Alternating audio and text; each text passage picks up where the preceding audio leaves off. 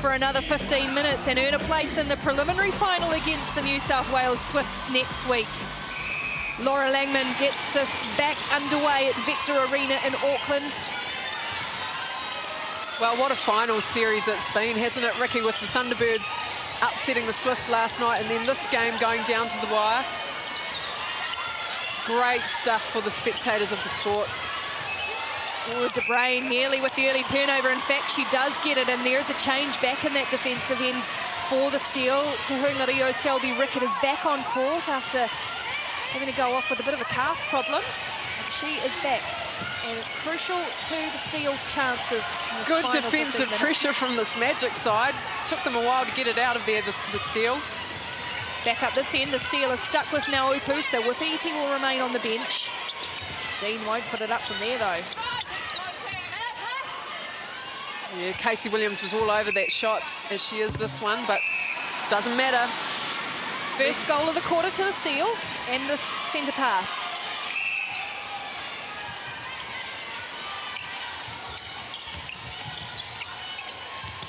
Oh, Williams with the big palm, and she gets the turnover. Casey Williams. Great ball and drive there from Frances Solier.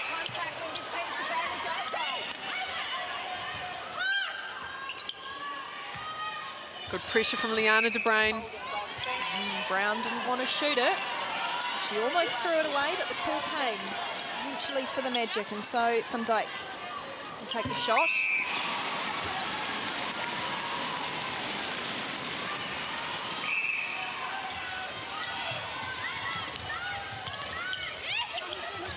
Langman. There's Van Dijk. That's the one they were looking for, and De Bruyn looks at Selby-Rickett. I wonder what went wrong there for the Steel defenders. A little change up from the Magic attack line with a little bit more movement from Irene Van Dijk. She hasn't done that all game. Oh, and a big pass back for the Steel. Barrett Chase has to go right back to her defenders, and it hasn't worked for them because they've eventually coughed up the ball. And the Magic, for very little work, will get another chance to make this lead 8. Oh, Van Dijk misses the shot. And you heard her reaction. De Bruyn hit the deck in that movement and not comfortable. Van Dijk with the misjudgment of the shot. Let us all know about it. Langman. Not quite. Oh, Erica Burgess lucky. Laura Langman flying through for that intercept. Burgess waiting for the ball to come to her rather than moving towards it. And almost came awry. But they still have it, the Steel. Nice ball movement from the Steel. Naupu. They're rotating that circle like a revolving door, Naupu and Megan Dean. But Jodie Todd and Casey Williams are on every pass. They're trying to get the held call. You can hear the cries trying to force the umpire into giving the 3-second call. Steel, can they maintain their patience, which we've seen all season? There's Dean, waiting by herself, but the ball didn't go into her. Jade Clark, there was no way you were going to get that, young lady. She's learned very quickly, though. Yeah. This time in the ANZ Championship. She's only been a couple of weeks. The crowd letting the umpire know what they think of her.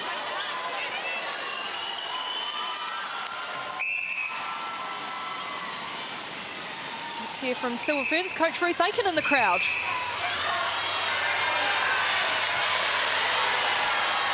And the crowd really getting involved. And in the crowd, Andrew McVeigh.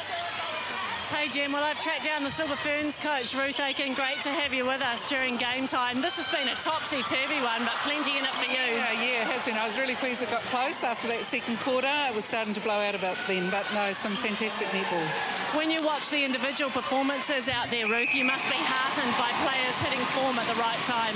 Yeah, I think it's good to see some of that experience really coming to the fore in pressure situations. The fact that it blew out in that first quarter and the Steel came back, that's heartening for you as well? Yeah, it is good. I think Magic have got a lot of firepower that are operating out there. and you know, it is a challenge for Steele from here on in, but yeah, good to see. And very quickly, Ruth, I think you'd have to say it doesn't really matter that this wasn't played in the Waikato Bay of Plenty region, because this atmosphere is amazing, isn't it? It's fabulous. I'm really enjoying it. Wonderful. Thanks for your time, Ruth. Ruth Aiken, yes, she's seeing her players performing under pressure. A lot of them will be in the black dress. Well, that youngster, she has certainly performed. She almost pulled another one back for the steal, but time is starting to really come against the Southerners. They're down by 8, less than 10 minutes to play. Yeah, they need 4 defensive breaks, and the way this Magic attack end is playing now, they're not making the turnovers that they were earlier in the game. It's being patient. Time is on their side. De Bruyn looks back at the umpire. Thought that Van Dijk had pushed off against her, but no. The Steele need to stem this tide. It's gone against them in this last quarter. Remember, they only trailed by 3 at half-time. Dean, the captain. Long and lovely from Megan Dean. Wonder if she comes into the equation for Ruth Aiken. I don't think she's available for Commonwealth Games, is she? She could be available for World Champs next year, having said that she's quite keen to play for New Zealand, being the Aussie. There you go. So the timeouts come, and it's Juliana Nauupu, unsurprisingly, and we can just see Danica Wipiti wandering around. Is she looking for a bib? Is she going to get back into it? Well, they look pretty happy. Magic bench, not many of them have seen any court time, but they're getting the groove on in the background.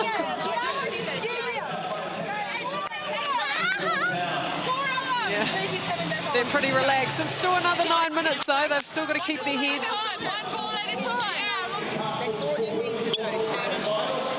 One ball at a time, whereas at the other end, it's turn and shoot.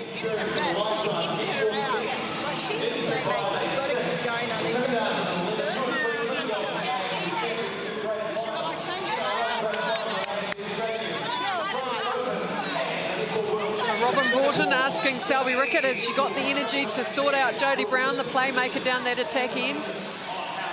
Just do it, she says. There's the change. Wipiti, we thought we might have seen her at the end of the third quarter, but she's back. She's the experienced shooter in that Steele end, or one of. Can she make a difference in these final 8.5 minutes? They've got 8 goals to claw back, and there's a turnover. That'll be what they need. Selby Rickett answers her coach's call. Burgess nearly throws it away. They do struggle to get it to connect down to this attacking end at times. Wipiti out of the circle. They go back to Burgess. The problem with the way the Steele plays is that they're going to run out of time if they keep throwing the ball backwards. They need to score their turnovers quickly and then score their centre passes. But the time it takes for them to score a goal is going to be their undoing in the end. Barrett Chase, she goes into Wipiti, but knocks it away into the hands of Frew. And again, they're working it round, but slow and steady might not win the race for the Steele. They get it in there eventually. Wendy Frew, just see looking up at the scoreboard clock in the